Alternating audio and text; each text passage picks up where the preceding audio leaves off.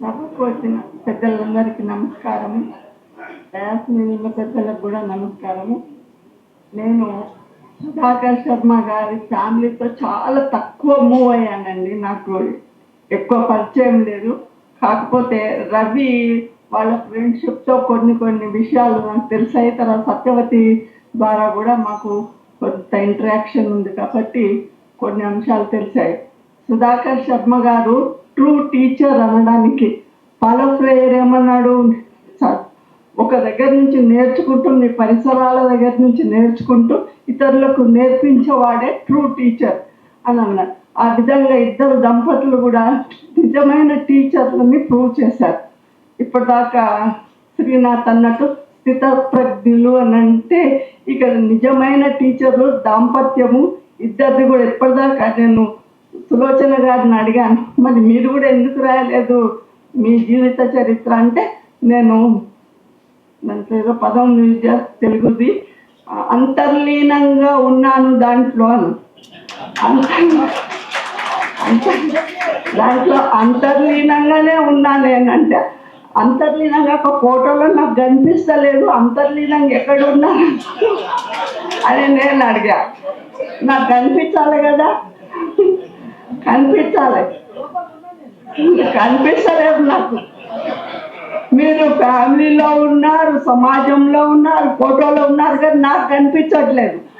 నేను అది అడుగుతున్నా. అంతర్లీనంగా ఉంటే సరిపోదు. నేను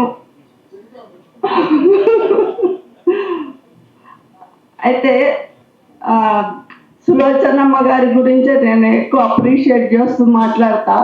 సుధాకర్ శర్మ గారు ప్రపంచానికి తెలిసిపోయినారు. ఆయన పెద్ద టీచరు, సమాజం గుర్తించింది. అయితే సులోచనమ్మ గారు ఇంట్లో ఉన్నారు, పాపం అంతర్లీనంగా ఉన్నారు. ఆమె కనిపించదు, గుర్తించరు, ఎవరు గుర్తించరు. కానీ అక్కడ ఫ్యామిలీని నడపడానికి, ఫ్యామిలీ ఇష్యూ కాబట్టి ఇది, ఫ్యామిలీని నడపడానికి ఆమె శ్రమ ఏదైతుందో అది చాలా చాలా పొగడదగినటువంటి అంశము అని నేను గుర్తిస్తున్నా. ఎందుకంటే నేను కూడా ఆ యొక్క శ్రమలో నుంచి వచ్చిందానే కాబట్టి ఆ శ్రమను పూర్తిగా నేను గుర్తించి వెయ్యి నోళ్ళతో పొగుడుతున్నా. ఇదొక పాయింట్.